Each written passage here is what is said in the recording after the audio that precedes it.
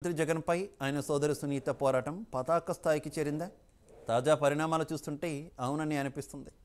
అమరావతిలో ఆంధ్రప్రదేశ్ హైకోర్టు వద్ద మీడియాతో మాట్లాడుతూ సంధించిన ప్రశ్నలకు వైసీపీని ఉక్కిరిబిక్కిరి చేస్తున్నాయి. Direct attack first Avinash Reddy, వీలైతే జగన్నే ఓడించాలంటున్నారు. గతంలో ఎన్నడూ లేనంత తీవ్రస్థాయిలో చేసిన స్ట్రాంగ్ కామెంట్స్ వైసీపీ శ్రేణులను షేక్ చేస్తున్నాయి. ఒకరోజు గడిచిన కౌంటర్ ఇవ్వడానికి కింద మీద అవుతున్నటువంటి పరిస్థితి కనిపిస్తుండడంతో భారీ డ్యామేజ్ తప్పదేమోనని సొంత పార్టీ శ్రేణుల్లోనే అంతర్గత టాక్ మొదలైనట్టు వార్తలు వస్తున్నాయి.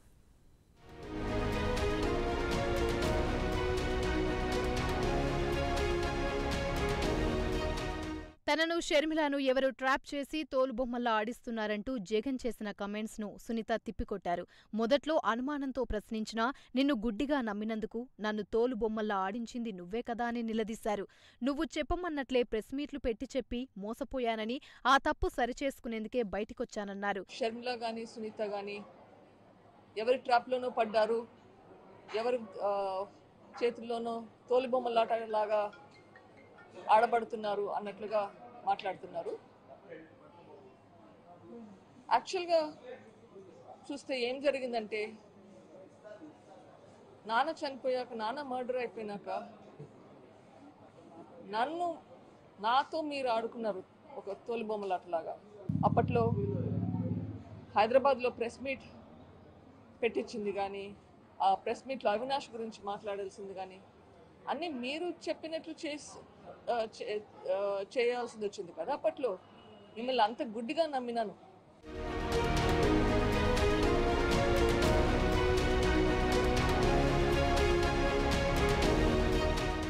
ఎవరినైనా ఒక్కసారి మోసం చేయవచ్చు. గత ఎన్నికల్లో ప్రజల్ని కూడా మీరు మోసం చేశారు.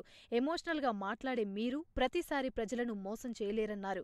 అన్నగా నాకు జవాబు చెప్పకున్నా పర్వాలేదు, కడప జిల్లా వాసిగానైనా నిజం చెప్పాలని సునీత చేసిన డిమాండ్కు సొంత కడప జిల్లాలో పార్టీ శ్రేణులకు గట్టి షాక్ ఇచ్చినట్లు కనిపిస్తోంది.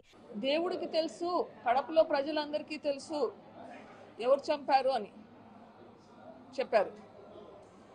ఇప్పుడు కడపలో ప్రజలంటే మీరు కూడా ఒకరు కదా, పోనీ మీరు కడపకు సంబంధించింది కాదనుకున్నారా?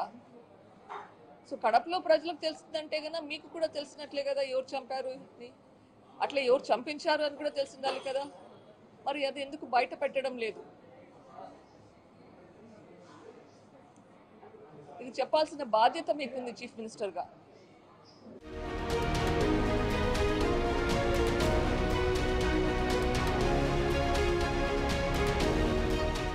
తన తండ్రి వివేకానందరెడ్డి హత్య కేసులో ప్రధాన నిందితుడు అవినాష్ రెడ్డిని ముఖ్యమంత్రి జగన్ ఎందుకు కాపాడుతున్నారని గట్టిగా ప్రశ్నించిన సునీత, అవినాష్ పాత్ర గురించి మరింత సమాచారం బయటికొస్తే ఇంకా కీలకమైన ఇతర వివరాలేవైనా వెలుగు చూస్తాయని భయపడుతున్నారా? అంత భయమెందుకు మీకు అని నిలదీశారు. నాతో ఏదైనా చెప్పాలనుకుంటే డైరెక్ట్గా మీ ఛానల్కే డిబేట్కి రమ్మన్నా వస్తా. ఎవరేం మాట్లాడుతున్నారో, ఎవరు నిజాలు చెప్తున్నారో ప్రజలే చూసి అర్థం చేసుకుంటారన్న సునీత డిమాండ్ జనంలోకి గట్టిగా దూసుకెళ్లినట్లు కనిపిస్తుంది.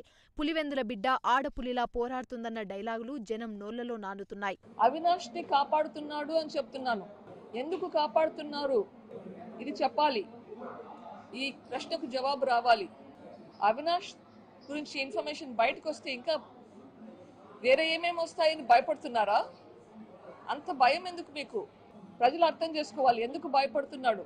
ఒకవేళ మీకు డైరెక్ట్గా మాట్లాడాలంటే చెప్పండి, మీ సాక్షి ఛానల్కి వస్తాను, మీతో డిబేట్ చేద్దాము. ప్రజలు అర్థం చేసుకుంటారు ఎవరు ఏం చెప్తున్నారని చెప్పి. నాకు అభ్యంతరం లేదు, మీ సాక్షి ఛానల్కి నేను వస్తాను, రండి ఒక డిబేట్ పెట్టుకుందాం, నిజానిజాలు బయటకు వస్తాయి.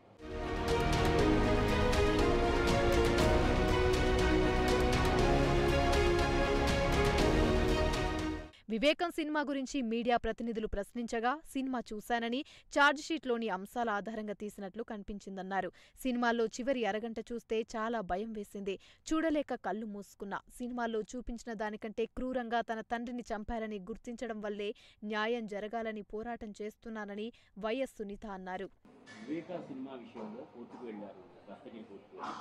ఆ సినిమాలో ఉన్నది మీరు వాస్తవాన్ని భావిస్తున్నారా? ఎందుకు దాని మీద ఇన్ని ఎలిగేషన్? అది సినిమా అనాలో, డాక్యుమెంటరీ అనాలో, ఏమనాలో నాకు తెలియదు. అది ఎవరు చేశారో, ఎప్పుడు చేశారో కూడా అసలు ఎవరు చేసినా కానీ చాలా ధైర్యంగా చేస్తారు. దాంట్లో పర్సనల్ ఇష్యూస్ కొంచెం స్లైట్ డిఫరెన్సెస్ ఉండొచ్చు రియాలిటీకి. కానీ ఆ సినిమా చూస్తే లాస్ట్ హాఫ్ అన్ అవర్ చూస్తే చూడడానికి నాకే భయం వేసింది. భయపడ్డా, కళ్ళు మూసుకున్నాను, చూడలేకపోయాను. కానీ యాక్చువల్గా అయితే గన రియాలిటీని తలుచుకుంటే ఆ సినిమా చాలా లైట్గా తీశారు. రియాలిటీ ఇంకా చాలా ఘోరంగా ఉంది.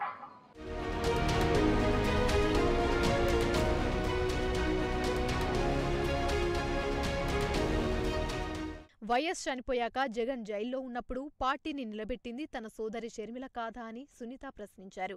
పార్టీ కోసం కుటుంబాన్ని వదిలేసి ఎండనక వాననక వేల కిలోమీటర్ల పాదయాత్రలు చేసి 18 అసెంబ్లీ, ఒక ఎంపీ స్థానానికి ఉప ఎన్నికలొస్తే షర్మిల ధీటుగా కృషి చేసి 15 అసెంబ్లీ స్థానాలతో పాటు ఒక ఎంపీ స్థానాన్ని గెలిపించిందన్నారు. 2019 ఎన్నికలో చారిత్రక విజయం సాధించేలా బై బై చంద్రబాబు అనే డైలాగులో ప్రచారం చేసిన షర్మిలను పక్కన పెట్టేశారన్నారు. జగన్ నైజం గమనించే వివేకానందరెడ్డి షర్మిలను ఎంపీగా గెలిపించాలనే ప్రయత్నంలో వారి చేతిలోనే క్రూరంగా హత్య చేయబడ్డారని సునీత పేర్కొన్నారు. 2012 సంవత్సరంలో బై ఎలక్షన్స్ లో 18 ఎమ్మెల్యేలు, ఒక ఎంపీ పోటీ చేస్తే మీరు లేనప్పుడు తను క్యాంపెయిన్ చేసి తను కష్టపడి ఆ ఎలక్షన్లో 15 మంది ఎమ్మెల్యేలను, ఒక ఎంపీని గెలిపించేలా కృషి చేసింది. అప్పట్లో మేకపాటి గారు సుబ్రహ్మరెడ్డి గారి మీద 2 లక్షలకు పైగా ఓట్లతో గెలిచారు. అది ఎలా మర్చిపోయారు? పిల్లల్ని ఇంట్లో వదిలిపెట్టేసి మీ పార్టీని నిలబెట్టింది.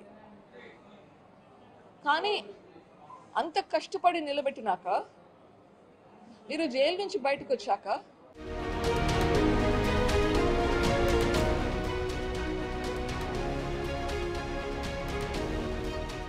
జగన్ పై స్ట్రాంగ్ కామెంట్స్ తో విరుచుకుపడిన సునీత ఇప్పుడు మళ్లీ వైసీపీ అధికారంలోకొస్తే వ్యక్తిగతంగా నాకే కాదు, మన రాష్ట్రానికి ఏమాత్రం మంచిది కాదన్నారు. ఈ ప్రభుత్వం రాకుండా చేయటమే నా లక్ష్యం. మన రాష్ట్రం బాగుపడాలి, అభివృద్ధి జరగాలి, షర్మిల నా చెల్లెలు, ఈ ప్రభుత్వం గద్దె దిగాలి అనేదే మా ఇద్దరి లక్ష్యమని స్పష్టం చేశారు. ఇప్పుడు జరుగుతుండేది తప్పు కాబట్టి బయటకు వచ్చాను. ఇన్ని రోజులు కూడా 5 సంవత్సరాలు కూడా పోరాడుతున్నాను. కానీ ఈరోజు బయటికి రాకుంటే మళ్ళీ ఈ గవర్నమెంట్ వస్తే ఇదే విధంగా ఇంకో 5 సంవత్సరాలు వస్తే పర్సనల్గా నాకు మంచిది కాదు, మన రాష్ట్రానికి కూడా మంచిది కాదు. So that is my goal. Sharmila నా చెల్లెలు. షర్మిల గోల్, నా గోల్ చూస్తే both are goals are the same. మా పోరాటం రిజల్ట్ ఇప్పటికైతే సేమ్ ఉంది. దీనికంటే నా పోరాటం ఇంకా ఎక్కువ ఉంది. ఇప్పట్లో ఒక స్టెప్ మాత్రమే ఈ గవర్నమెంట్ పోవాలని చెప్పి నా పోరాటం ఇంకా పైన ఉంటుంది. తన పోరాటం ఆ తర్వాత తనకు వేరే పోరాటం ఉంటుంది. బట్ ఈరోజు మా ఇద్దరికి ఒకే గోల్ అయితే ఉంది. ఓకే, ఆ గోల్ రీచ్ అవ్వడానికి ఏం చేయాలో అది చేయాల్సింది. ఇప్పటికీ గోల్ ఫస్ట్ అవినాష్ రెడ్డిని ఓడించాలి, వీలైతే జగన్ అన్నని ఓడించాలి, వైఎస్ఆర్సీపీ రాకూడదు.